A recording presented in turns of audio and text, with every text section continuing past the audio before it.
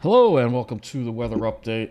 It's now about 9:30 on the 3rd of February and gray, foggy, drizzly, mild, rain, kind of rainy day, especially this evening, getting some light rain in the area. And the fog definitely out there. Let's go to the current observations here. And you'll see that it's pretty mild out there. We got temperatures in the mid 40s today. It's pretty much where they've been. I see a 50 now at Shirley. So we're starting to see some 50s on Long Island.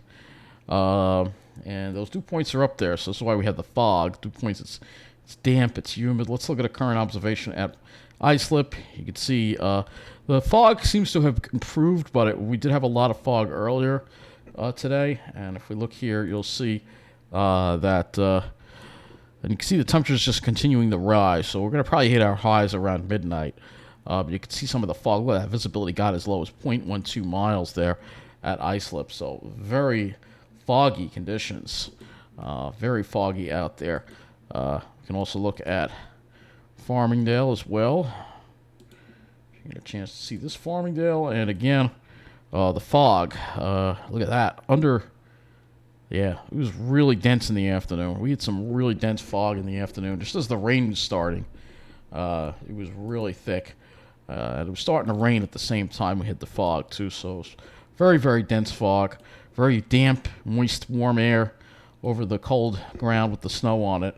And it's even warmer in Jersey. Sure enough, I see 50 at Miller Air Park, so they're going to probably get well into the 50s. And they're probably going to lose most of their snow cover within the next 12 hours, I would think. Looks like it got up as high as 51 there. Fog not as bad over there. Not as bad as Long Island, not surprisingly, because, again, the wind is more over the land over there. A little bit warmer. Excuse me. Bad air quality today, too, with that. We have a dense fog advisory in effect. And winter weather advisory for part of northern Suffolk, Nassau County, New York City, northern New Jersey, into Connecticut. And this is for the threat of that wintry mix. Right now, it does not look like it's been issued for New Jersey. So New Jersey may escape that light wintry mix. But this is a huge, slow-moving cold front that we are dealing with here. So let's take a look at the radar here, and you'll see what we've got. And again, starting to get into that rain. That rain is going to get steadier as this front slowly moves. But you can see the issue here that a lot of other areas are dealing with, including upstate New York. A band of ice here. And you can see here all this icing here, that bright pink color, that hot pink is ice, and then behind it is sleet, and then behind that is snow. This is a very slow-moving cold front. And look at the southern part of it, too. Looks like there's some thunderstorms over Alabama. So it's a very slow-moving front, and we're going to be dealing with the precipitation for the next, I would say, at least 15 hours. So 15 more hours of precipitation, at least. We're going to look at the models in a moment. But yeah, and this is causing a lot of power outage, having a lot of icing in certain parts of the country. Tennessee hardest hit, the 149,000 outages there, plus, and even some in Pennsylvania now, 11,000.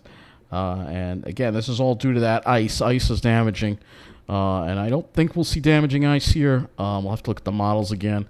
Last I saw, it did not look like that was going to happen, but we'll have to see. I really don't think it will. The concern is more with the slippery roadways than actual damage, at least in the immediate if you go north of the city, that's where you could see more ice.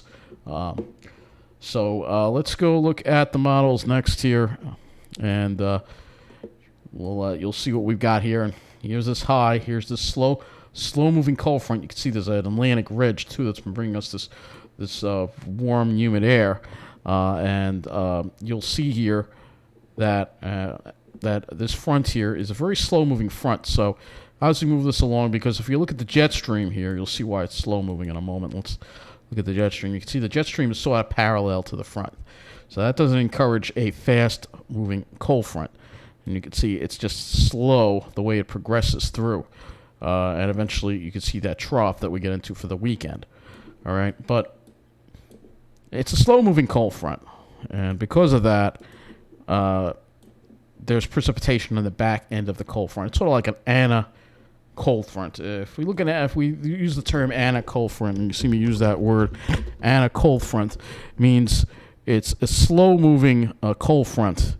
All right, ana is a frontal boundary in which the main shield is located behind the actual frontal boundary.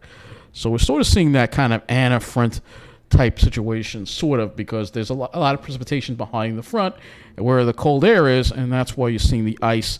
And the cold air is shallow, so above that cold air, it's warm air, and it's falling as rain, then falling through the cold air, and once it gets to ground level, it's below freezing and freezes on. This is why freezing rain is so bad. So we have this really slow-moving cold front that moves through, and the GFS, fortunately, has sort of backed off on the ice potential for our area, but as far as Long Island goes, but just north of the city, there could be some icing concerns. And this is, again, we're going to be dealing with this precipitation. It won't stop tapering off until tomorrow afternoon, the precipitation. And then finally, this high is allowed to build in for the weekend and bring us some sunny, cold, and dry weather. So let's take a close look at our area here and look at the latest with this storm here. And you'll see here, this is the GFS, all right? And you'll see we're going to have that rain tonight. And fortunately, it seems like it's dialed back on the icing potential.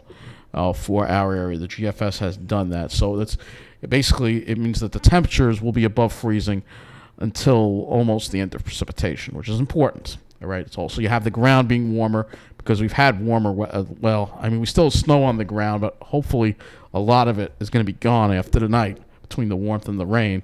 So hopefully by the time the temperatures really start falling below freezing, there won't be any more precipitation falling from the sky. However, the road surface is still going to be wet, and that's going to be a flash freeze, and that's going to make things slippery for your later Friday into the Friday night, and that's the concern that we have.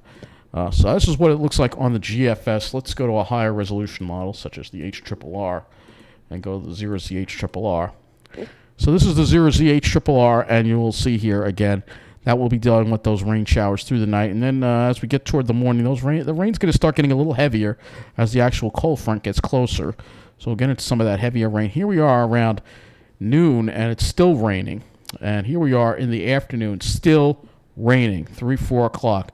It's going to take a while for this to taper off, and that becomes the problem. And then it won't really start ending until probably, I would say, after 4 or 5 o'clock, especially Nassau. So for Suffolk, you may have to wait until after 7 o'clock for it to finally end. This is a very slow-moving cold front. You can see it's just crawling through the area. And this remains a concern. However, as you see, the HRRR doesn't really give us any ice accumulation. All right. Let's go look at the temperatures on the HRRR. I'll move this back to tonight.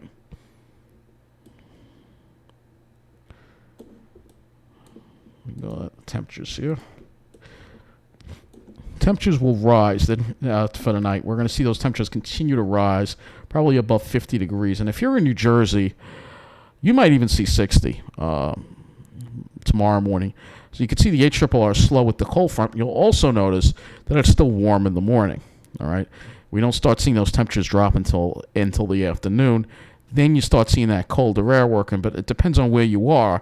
Again, Long Island's going to see that colder air working way before New Jersey. So if there's going to be any slippery conditions, it's going to be most likely on Long Island versus New Jersey. And then you start seeing as we get toward, we're still above freezing here. This is 1 o'clock here. You see the colder air starting to work its way in. And then by the time we actually drop below freezing, the precipitation should be ending. So that's the important thing of it. And then the temperatures drop, and then by Saturday morning, we are not as cold as originally was predicted by some of these models here. Maybe 20 degrees. At least it won't be 10. But then Saturday, we're not really going to make it much out of the 20s probably with that cold air in place. So you could see that real warm air, too, that's going to be coming into New Jersey.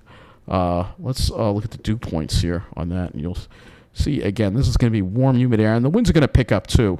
And that's going to really help melt a lot of the snow. Look at the dew points, well into the 50s. So it's going to be pretty warm, humid air, and that's what I think saves us from the wintry mix.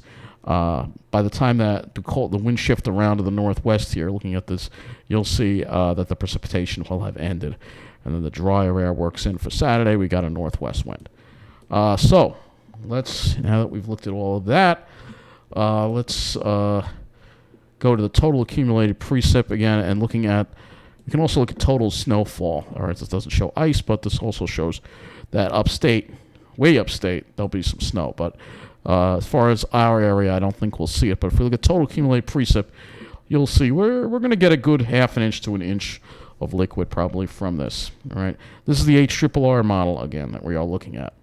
Of course, we want to show all the models, and next we will go to the NAM3, and I will use the higher resolution NAM3 from 18Z. So this is the higher resolution NAM3 model, and you'll see again there's that rain. The NAM also seems to basically by the time the temperatures drop cold enough, the precipitation will mostly be very light and mostly over. But you can see it lingers around a little bit. This front is very, very slow moving, and it's just inching along. So, things probably won't. The precipitation won't completely stop until possibly as late as 6 or 7 o'clock, completely. And if you're over the east end, you might still have. It seems like the ice risk is more to the east, and they may have a little brief period of it in coastal New England there, and then this front finally moves offshore. So we'll look at the sky. We'll look at the skies as we get into Saturday. Obviously tomorrow we're not going to see the sun, but Saturday it's showing a few clouds around. Here's the morning, a little better toward the afternoon, less clouds toward the afternoon, because again this front is moving slow, and that's also a factor in the clouds as well. So, you have a slow moving cold front, so it can take a while to get rid of those clouds and scour out the low-level moisture. Let's go look at the RGEM model for the sky. You can see a similar deal here. Still kind of hanging on to some clouds. We have to wait until the afternoon Saturday before we finally get rid of them, and it still kind of shows some clouds hanging around. Maybe Sunday might wind up being a sunnier day, perhaps. We'll have to see with that. But this storm, I don't think, the main thing you're just going to have to worry about is slippery roads. I'm not really too concerned about an icing event for our area as far as Long Island goes. And if you're in New Jersey, southern New Jersey especially, I think you really don't have to worry too much about it. The main thing is going to be the slippery roads that we're going to have to deal with. So let's pull this out a little bit, and we'll just go a little bit beyond into next week here with this. So this front moves offshore. We've got the high for the weekend, and then we have this next coastal storm that we have to watch out for. This will be our next chance for precipitation Tuesday. Right now, it's just showing it as rain, but we'll have to keep an eye on that and see what happens with that. And then another cold front. So you still have some cold fronts coming through. Here's another chance for a coastal storm there. So still some chances for storms here. This is just looking through the GFS as we go throughout the month. But you'll still see there'll be, if we look at the temperature anomaly chart here, you'll see here, again, there's that cold air working into the east. And we'll have that cold air for the weekend, moderating a little next week. And then we'll have a little bit of a break with some above normal temperatures, actually, possibly next week into weekend before some more cold air enters the picture as we get toward the middle of the month. So there'll be a little bit of a break from the cold, but we are going to be back into it this weekend again. If we go to the temperature chart here, you'll see here, this is the GFS as we look at this weekend, you'll see here that we're going to be below freezing probably Sunday, could be very cold Saturday night if we have those clear skies and light winds. We could see that radiational cooling again. And then for Saturday, we're still below freezing. And maybe by Monday, I think Monday, we'll make it above freezing. But after this cold front moves through, it's going to be below freezing for a while. The sun will come out, so I don't think the roads will be slippery Saturday. But again, I think the main concern is going to be the slippery roads tomorrow night because it will take a while for that rain to dry off. And if the temperature drops below freezing, that's going to be come ice. So that is the concern that I have right now. But other than that, I think that's going to wrap up this weather update. Take care, and thank you for watching.